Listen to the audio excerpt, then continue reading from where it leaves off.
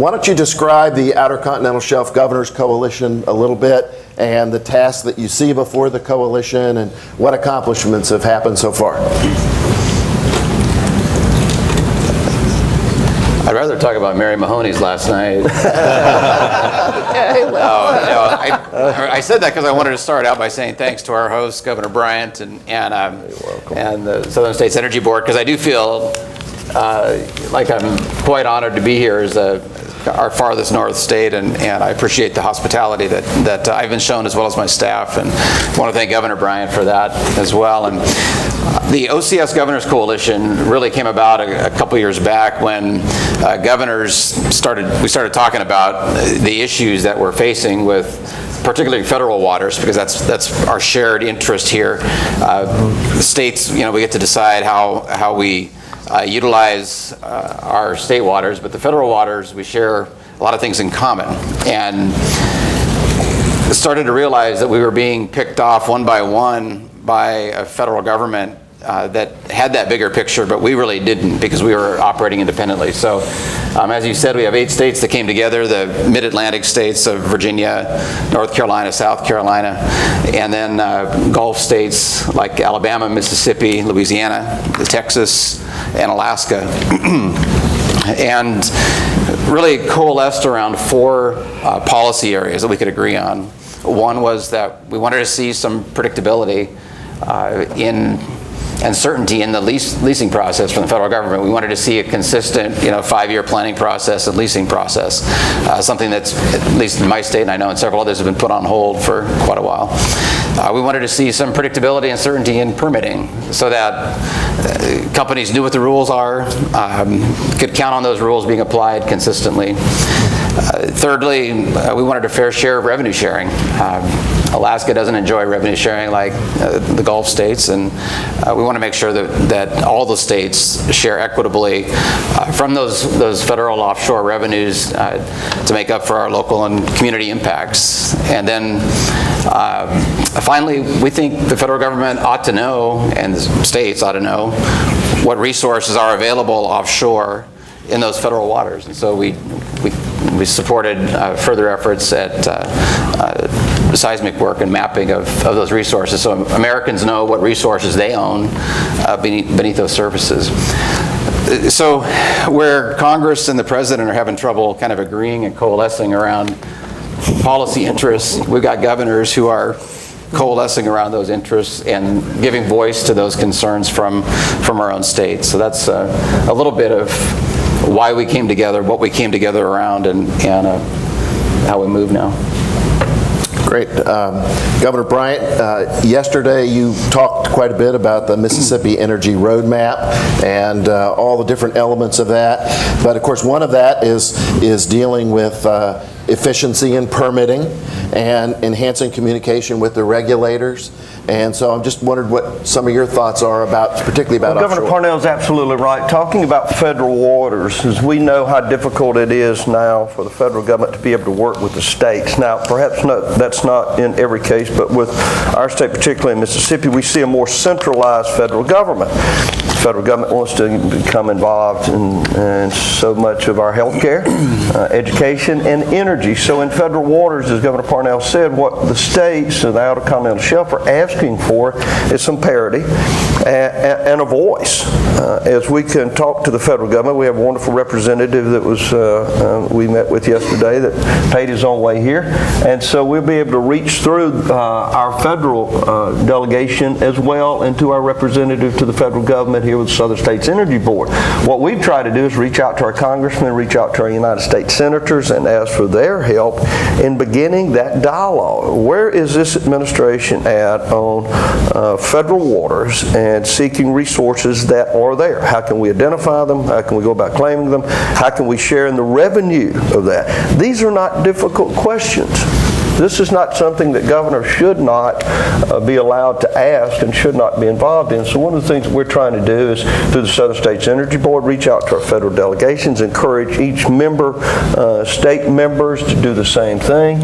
If you look at the 16 states that we have involved in the Southern States Coalition, that's 32 United States senators.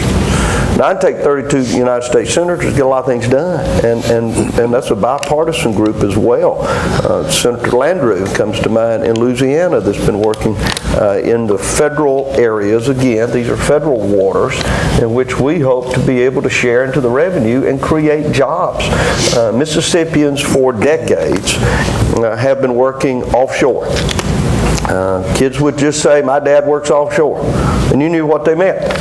But you understood most of that was taking place either offshore of Louisiana, where much of the activity was at, but it was all in federal waters. And I believe that that's what we must be successful at, is communicating effectively with our federal partners.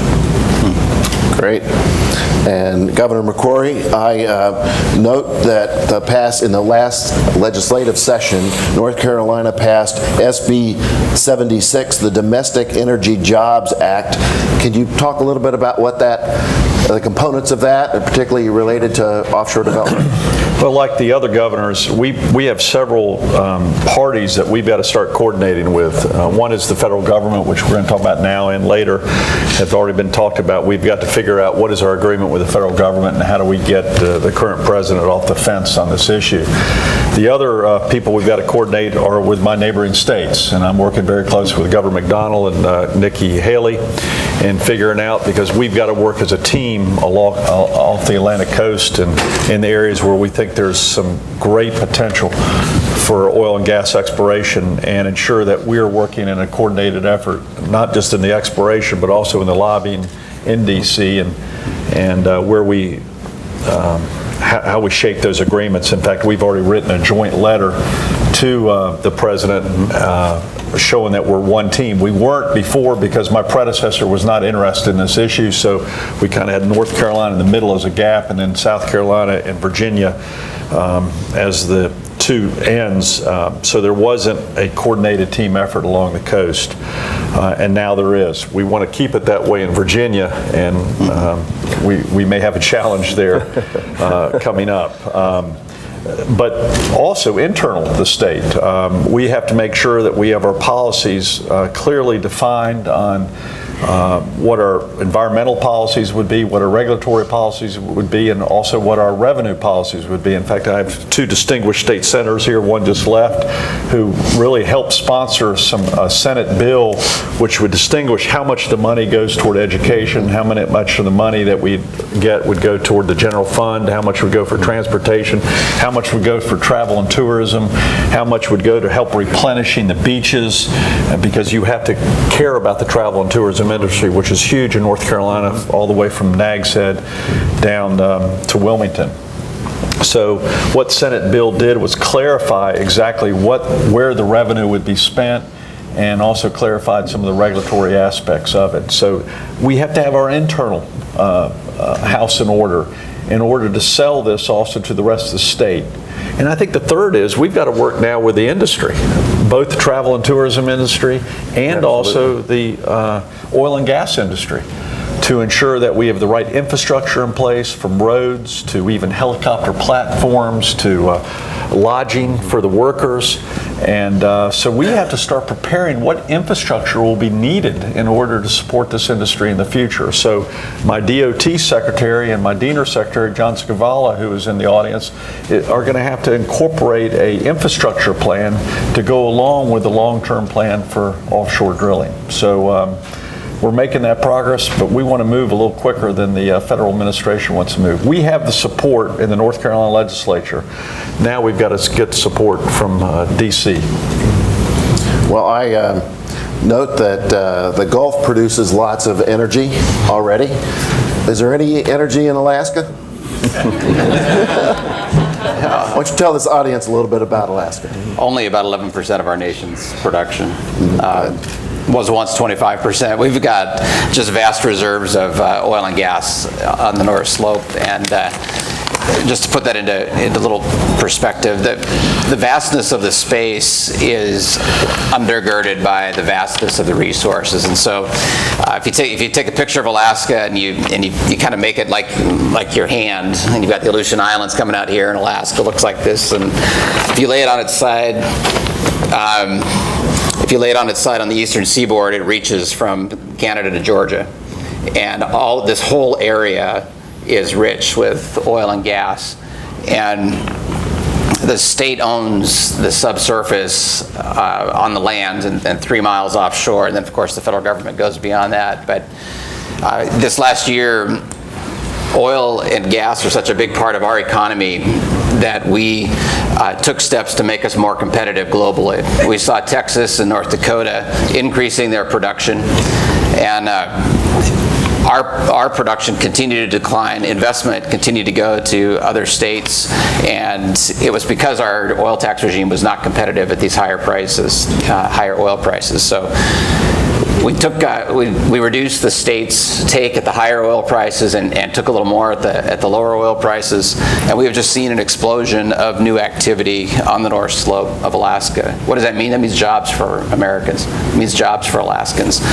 It means new state revenues for our state.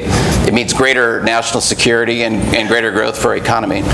And so we're now positioned as a state in a way that will benefit the entire nation, not only from oil, but also from natural gas. And I know that right now the 48 states here appear to be flooded with gas. Gas prices are low. Every day on the North Slope, 8 billion cubic feet of gas comes up out of the ground with the oil, and it gets re-injected into the ground without having to drill new holes. That gas, for us, we think it needs to get to market, so we're working to get a gas pipeline built through Alaska and then take that to the Pacific Rim market. So that's a little bit about Alaska, but we are so connected to this country through the economics of oil and through our people. Those ships are transiting from Alaska to the west coast of our country, keeping your oil price, your gasoline prices at $2.99 a gallon. Helping to do that here, we're paying about $4.50 a gallon in our urban centers, and we're paying $7.50 to $8 a gallon in our smaller rural communities. But the bottom line is, it's about our people and it's about our jobs that get created from this energy. That's what we all share in common here, is that desire to better ourselves and better our country. Parnell makes an important point that we've overlooked a lot. $2.99 gasoline. When I saw it break $3, everyone sort of celebrated. Oh my goodness, look, it's below $3. All of us in this room can remember when we were shocked when it broke $1. Yeah. I know those days are gone. But if we don't have a robust energy program in the states, then those prices are going to be at European levels. And I think that this administration would be very happy with that, somehow believing that electric cars or other types of energy would take the place of liquid and gas for our automobiles and transportation systems, and it's just not going to happen. We understand that in the foreseeable future, that will be the fuel that will generate the trucks, the trains, the ships that move products and services. So the lower the cost of that fuel, the lower the cost of your products, the lower the cost of everything that we use and consume. And we're just not getting that message out.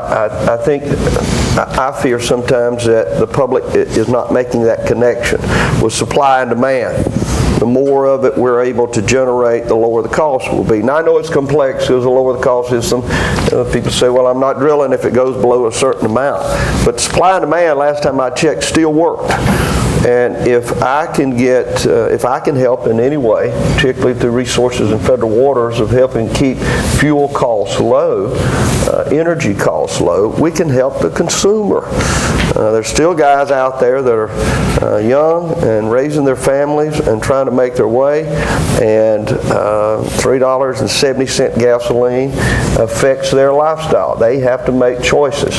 Now at $2.99, perhaps they can decide that they can take the family to the Gulf Coast on vacation. But it's that important to them. Maybe they can buy a new automobile or a set of tires for one that they have. I think we need to personalize the message that low fuel cost affects everyone, and it affects their families and individually their success. I just threw that in there. Oh, that's good. And Governor McCrory, Virginia's been doing a lot to try to smooth the way with the military and shipping interest to try to get offshore oil and gas. Have you been doing anything like that in North Carolina? Absolutely. We've met. I've met with the head of the Coast Guard. Each of the ports. We're going to have to do certain things with the shipping lanes to protect the shipping lanes along the Atlantic coast, but we think there's plenty of room. The infrastructure companies that we've met with during my first 10 months in office see great potential for offshore Atlantic coast drilling. And the problem we're having is there hasn't been any seismic testing for the past decade. And that's the first thing we need to do. And yet it's difficult to encourage that until the federal government starts taking some more proactive approaches, because the cost is $20, $30, $40 million to begin that testing.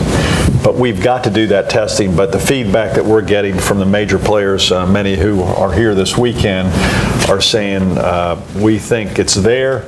We think it's recoverable. We think we can do it at a good return on investment.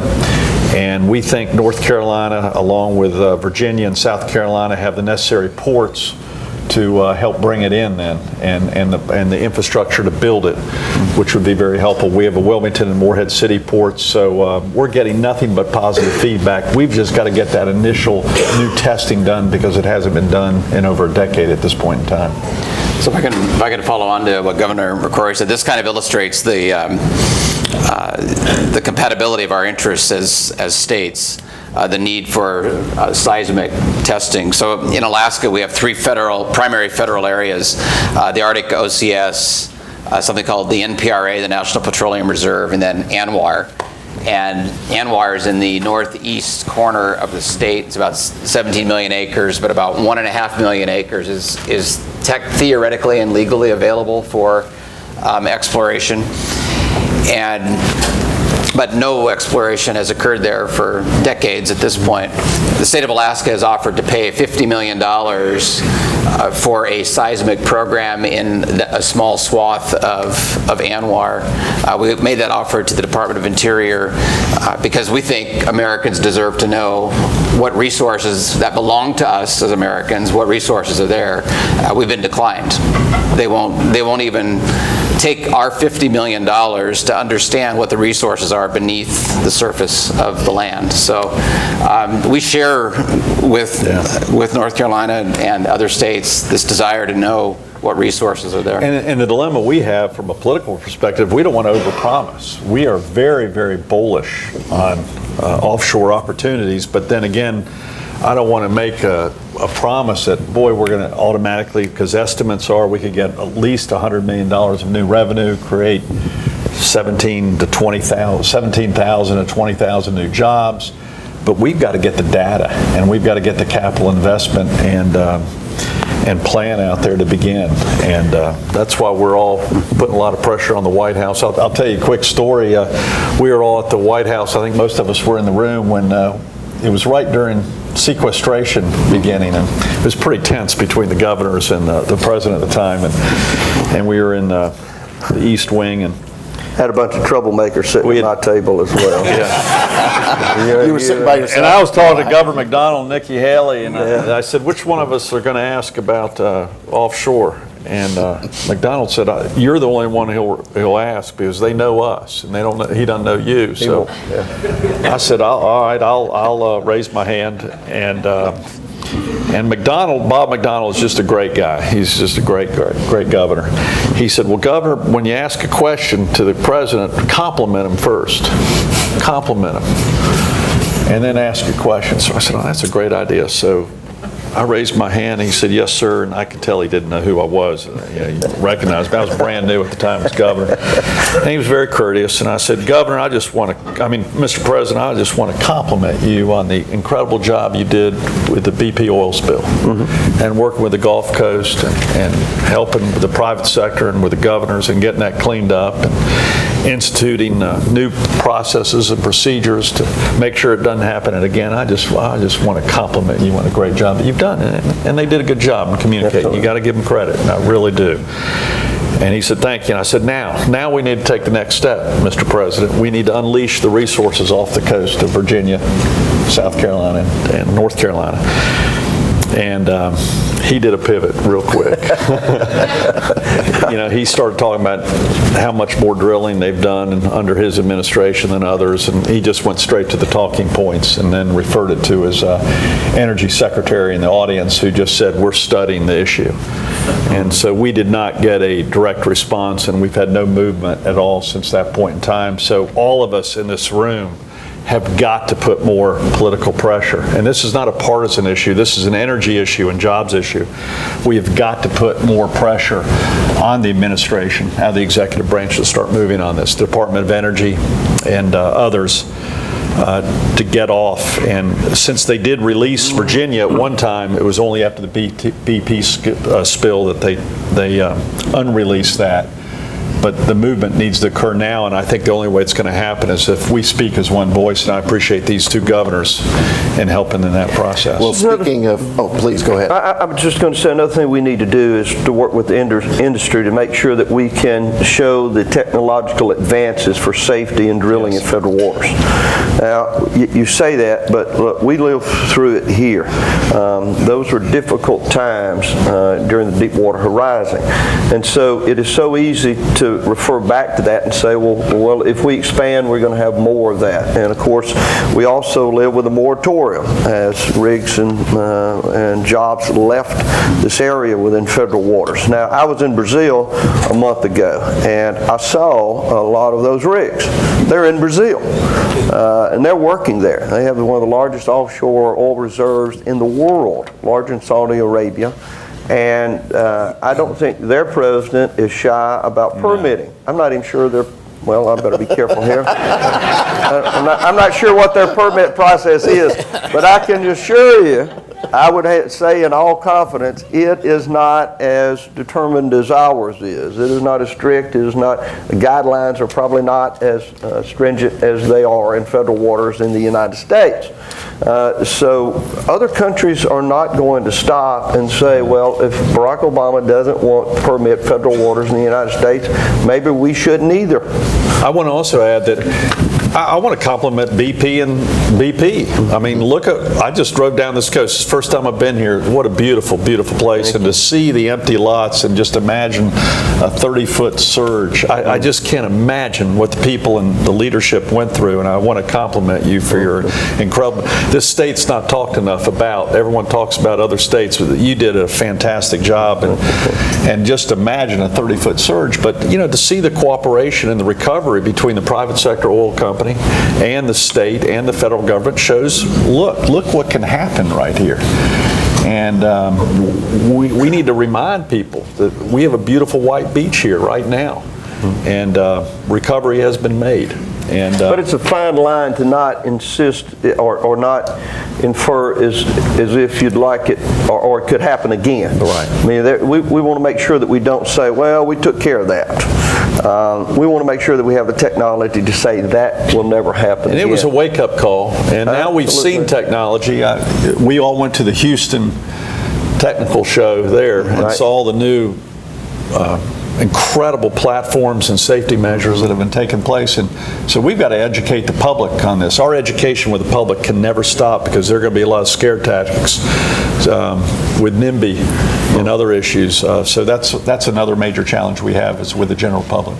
Well, speaking of cabinet members, Governor Parnell, you talked about problems you're having with getting permitting and whatnot in Alaska, but we have a new Secretary of the Interior, and I understand she's a petroleum engineer. So have you had any progress with her? I have a lot of respect for the new secretary, and I've spoken with her recently on some closure issues with respect to Fish and Wildlife Service.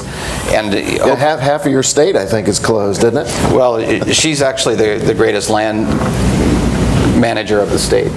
She actually controls more land directly as the federal head than I do as governor in one respect. And so as I kind of think about what can be, I think we all just are looking for some predictability. We've got one company who's represented in this room today. One company has spent $5+ billion on Arctic OCS leasing and capital investment to move forward on an exploration program and has yet, after about 6 years, to penetrate an oil or gas horizon. And that kind of delay just adds cost, decreases the number of jobs, decreases the economic opportunity, increases the cost of energy over time. And that's my hope for Secretary Jewell, is that she will see this as America's opportunity, that our energy resources, all of the above, that strategy as it was articulated is actually an all of the above kind of strategy, that it's not singularly focused on one type of energy or to the exclusion of others. So I do have some hope that a new secretary will have that opportunity to do some work with interagency and create that predictability. Now here's one thing I did as governor coming in that opened my eyes and opened the eyes of members of my cabinet. One of my first cabinet meetings, I said, folks, I want you to look at every place where your department interacts with the public and find out how long it takes for you to get a decision back to them. You know, whether it's the DMV line, are they waiting, 9 minutes or 30 minutes? To the permitting, our state permitting office, that Department of Natural Resources, how long does it take to get a decision? My DNR commissioner at the time came back to me, he was shocked to find out that we had our own permitting problems, that we had several years of backlog when I came into office, applications that had not received a decision, yes or no. And we set to work to change that and to bring reform to that permitting process. Within about a year and a half, we had 34% of that backlog decided upon and taken care of, and we're continuing to make progress there. But that's what the federal government needs from a new secretary, and this is her opportunity to really make a change there and go after it. I told my cabinet members, if a decision is no on a permit and you've got a basis for it, great. Make a decision. And that's what's killing companies and their planning processes and jacking up our costs as American consumers. That's great. Governor McCrory, and we've only got a couple minutes left, so feel free to say anything you want here, but I'm just curious, your interest in offshore wind. Virginia just signed a lease. Well, I should say a company in Virginia just signed a lease for offshore wind. Is that something North Carolina? Yeah, the numbers regarding the potential for wind is very, very good in North Carolina regarding the wind structures and everything that has the opportunity, and plus you get a lot of new jobs and infrastructure also offshore. We do have to be careful in the wind area also with the shipping lanes. We have to be, you'll have some visual issues that you got to deal with, travel and tourism, and but I think we can overcome that. I think the main challenge for wind right now is a cost challenge regarding the infrastructure, getting it into those types of oceans. And there was an announcement by one of our utility companies about 4 years ago announcing a big wind project, but then they withdrew very quietly several years later because the cost return just wasn't there at the time. I think as technology improves, as prices may go up, we're going to see more potential for wind. The environmental area off North Carolina is perfect for wind. I think it's more of an infrastructure challenge, and how much of that infrastructure challenge will need to be subsidized to justify wind versus other current available energy, especially with the low cost of natural gas. I think that's going to be the cost variance with wind, solar, and everything else is how much is it going to be subsidized during the short term to pay for that infrastructure. But we think there's great potential, and we're going to pass every policy that we can to make it happen, and then let the marketplace decide. Governor Bryant, we touched briefly on the BP Horizon accident. Has the Mississippi Gulf Coast come back 100%, 90%, something? I'd hate to put a percentage on it, but I mean, you can look and see that it is in great shape. The Gulf Coast is in better shape than it's ever been, considering we went through the largest natural disaster in this nation's history and the Deepwater Horizon spill. But again, it is not as if you want to declare victory and say we want to move on. I think we've got to learn our lessons from that. I think we have. I think the industry has. But as we look again at jobs, 97,800 jobs in the state of Mississippi are directly or indirectly related to energy. So that the idea that we will continue a moratorium in federal waters is just not good business for our states, for our Gulf Coast states. We think we can, as we said, explore the opportunities to move ahead, work with our federal delegation to help get that processing time to a point of encouraging perhaps either people to come back that's been to South America or begin anew. But energy has to be produced, and if it's there, it is beholding to us to help do that as a coalition of states. The other thing I think we have to think about too is a workforce. Do we have people that are properly trained to take up that responsibility? And so as we say, oh, we want to move forward with energy, and we do, whether it's enhanced oil recovery or shale gas, we want to make sure that we do that. What we're seeing now is, where's the workforce? Where are the young men and women that are saying, I want to go into that field, I want to work offshore? Now, what we're doing, working with our community colleges and starting workforce training, so that we have young men primarily, but some women. I have my wife's cousin's daughter is an engineer, works offshore. Now, I'm not sure I want my daughter working on a rig, but she is an engineer. She's doing a remarkable job. She's a very attractive young lady, and she's working on a rig. Now, that's just the father in me, but we have to train our sons and daughters to be prepared to take up the technological challenges of the new energy generation, and we're just not doing that just now. We had a petroleum engineering school once at Mississippi State University that was very robust. It doesn't exist anymore. Governor Parnell, some closing thoughts from you on the panel. We are, as a country, we are in a real pivotal moment. You know, as Washington right now tries to figure out our path forward with spending, with a debt ceiling. Economically, America is in a globally competitive market. We can bring new money to this country from companies that invest here and invest in other places, if we're willing as a country to have policies that direct that investment here. If we have a predictable regulatory environment, if we have a competitive tax environment from the federal government on federal lands and in federal waters, we can grow economic activity here by bringing new dollars here instead of sending them, having companies send them to other places. What does that do?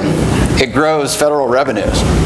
It grows individual wealth. It enables our people to pay their mortgages and send their kids to schools. If we're willing to do that as a country, we can grow ourselves much farther beyond this place of having to fight over where the last dollar is going to go or where it might be coming from. Instead of shifting it around ourselves, trying to tax one person to take it from them and put it over here, if we can bring more capital to this country through our tax regime and through our regulatory environment, we can grow our economy. We can grow opportunity for Americans. And as governors, we're sitting here because we believe that we're stronger together as states working together on these kinds of policies. We want to reach every governor that is welcoming to growing their economy. And it's about states getting to choose their own way forward. If one state wants wind, federal waters offshore, that's fantastic. They ought to be able to have it, and they ought to be able to have a stable, predictable permitting process and revenue sharing to be able to depend upon. If we want oil or gas, we ought to be able to do that too. But it's about growing opportunity in this country. And so I just want to wrap up by saying I'm proud of the governors who are participating in the OCS Governors Coalition for wanting something for Americans something greater than we've been used to, something beyond ourselves, something for our kids and our grandkids. So, thanks. Couldn't agree more. Well said. Great. Well, let's thank these leaders here and thank you for this great panel. Appreciate it.